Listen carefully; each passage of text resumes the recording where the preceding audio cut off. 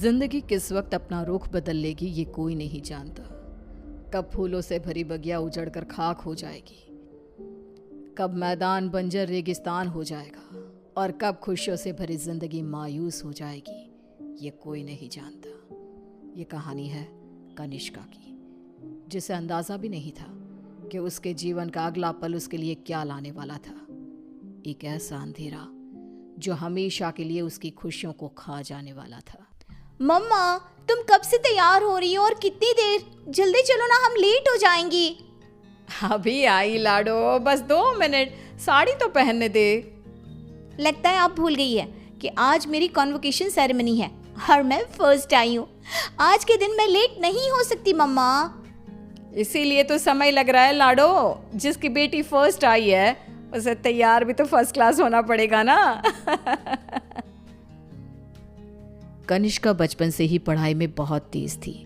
हमेशा फर्स्ट आना, extra curricular activities में पार्टिसिपेट करना और अपने घर वालों का नाम रोशन करना, ये सब उसके लिए आम था। हड़बड़ाते हुए अपनी मम्मी और पापा के साथ कनिष्का अपने कॉन्वोकेशन में चली जाती है। I must say, Mr. and Mrs. Verma, you are very lucky जो आपके घर इतनी होनहार बच्ची पैदा हुई, वरना इस उम्र में तो अक्सर लड़के और लड़कियां भटक जाते हैं। पर कनिष्का दिन रात अपनी पढ़ाई में लगी रही और आज उसने हमारे कॉलेज का नाम पूरे स्टेट में रोशन किया है। स्टेज पर जाकर कनिष्का अपनी डिग्री लेती है। उसके लिए आज का दिन बेहद खुशी का था और वो इस पल को हमेशा के लिए कैद कर लेना चाहती थी। चारों तरफ खुशी का माहौल था। तभी कनिष्का की फ्रेंड्स उसके पास आती हैं। कनिष्का, इस बार तो हमें पार्टी चाहिए। हर बार तो बचकर निकल जाती है।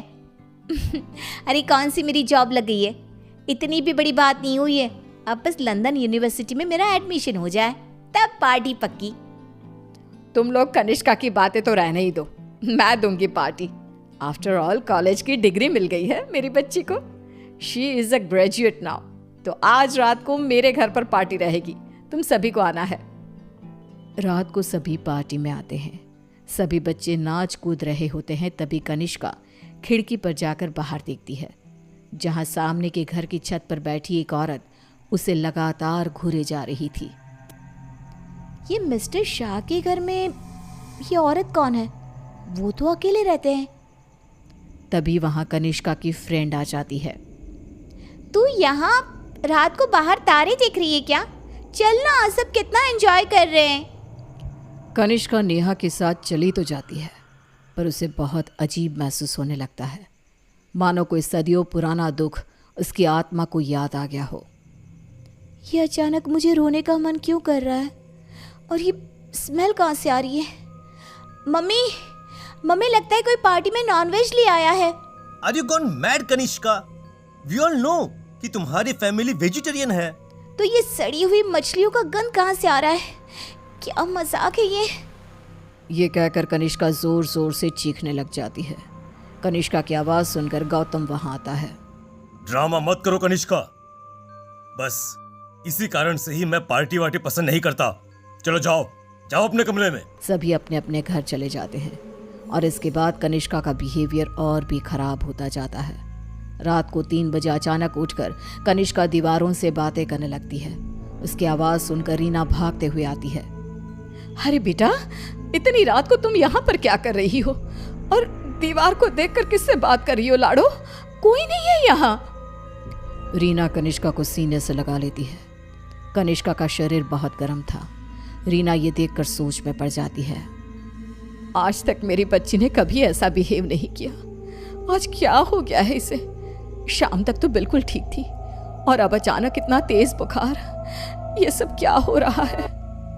रीना भागकर थर्मोमीटर लाती है और कनिष्का का टेम्परेचर चेक करती है, पर उसका टेम्परेचर बिल्कुल नॉर्मल था। ऐसा कैसे हो सकता है?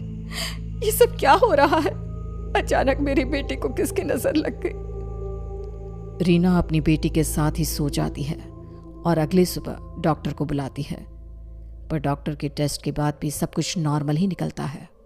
अब ये क्या नया लफड़ा आ गया है? एक और नया खर्चा। ये क्या कह रहे हैं आप? जब तक कनिष्का टॉपर थी तब तक आपकी बेटी थी और आज बेचारी बच्ची तकलीफ में है तो ये सब कहने लगे आप। रीना और गौतम में बहस हो जाती है। गुस्से में गौतम घर से बाहर निकलता है, जहां उसे पता चलता है कि मिस्टर शाह अब नहीं रहे। वो घर आकर कनिष्का के पास बैठी रीना को इस बात की खबर देते हैं, जिसे सुनते ही अब तक सोई कनिष्का अचानक मुस्कुराने लगती है और भागती हुई अपनी अलमारी खोलती है और सारे सामान को बाहर बिखेर देती है। क्या ढूंढ रही है बेटा, मुझे बता लाडो। इतने में कनिष्का के हाथ कैंची लग जाती है, जिसे लेकर वो अपने सर के सारे बाल काटने लगती है। मिल गया मम्मा, मिल गया। ये क्या किया तूने? अरे क्या हुआ है लाडो तुझे? मुझे पता, तूने कल से कुछ खाया भी नहीं। कुछ खा ले बेटा, कमजोर हो जाएगी। पेट भर गया है। कितनी उल्टियां भी की मैंने। पूरे के पूरे शाह को खाकर बैठा हूं मैं। खाकर बैठा हूँ? ये सब क्या कह रही है तू? बाथरूम में जाकर देख ले। रीना बाथरूम में जाती है, जहाँ बेसिन में नीले रंग की उल्टी थी, जिसमें मांस के टुकड़े थे, जिसे देखकर रीना को भी उल्टी आने लगती है। वो भागकर वापस कनिष्का के कमरे में आती है। सुनिए जी, हमें जल्द से जल्द कनिष्का को किसी पंडित जी के पास ले जाना होगा। ये कुछ और ही है। आज के जमाने की होकर तुम ये सब क्या कह रही हो? ऐसा कुछ नहीं होता। गौतम अपनी पत्नी की बात को इग्नोर कर देता है। इसी तरह दिन बीतने लगते हैं। भूखी रहने के कारण अब कनिष्का के शरीर की हड्डियां भी दिखने लगती है। उसकी आंखों के नीचे काले गड्ढे आ चुके थे। अब मैं किसी की नहीं सुनूंगी, बहुत हुआ। रीना अपनी जान पहचान के एक पंडित जी को अपने घर पर लेकर आती है, जो कनिष्का की हालत देखकर ही समझ जाते हैं। बच्ची की हालत बहुत खराब है, इसे मैं नहीं संभाल पाऊंगा। ये मेरे गुरुजी ही कर सकते हैं, जो कुछ ही दिन पहले साधना के लिए हिमालय जा चुके हैं। रीना हर तरफ हाथ पैर मारती है कि कहीं कोई रास्ता दिख जाए। फिर उसे घोस्ट कैचर के बारे में पता चलता है। डूबते को तिनकी का सहारा समझ रीना उनकी टीम को भी अपने घर पर बुला लेती है और वो लोग कनिष्का से पूछताछ शुरू कर देते हैं। क्या आई हो तुम और कौन हो? कितनों के नाम बताऊं? मतलब तुम एक से ज्यादा हो, एक से ज्यादा हो इस लड़की के शरीर में। बताओ बताओ कितने हो? हम 42 प्रेत हैं। कनिष्का की बात सुन वहां मौजूद सब लोग हैरान रह जाते हैं। उसके शरीर में बसे इन प्रेतों को निकालना अब किसी के बस में नहीं रह गया था। उसी शाम कनिष्का की मृत्यु हो जाती है, जिसका सदमा रीना बर्दाश्त नहीं कर पाती और सब कुछ छोड़ अपनी बेटी के साथ हुए इस हादसे के पीछे की वजह का पता लगाने निकल पड़ती है। Subscribe now.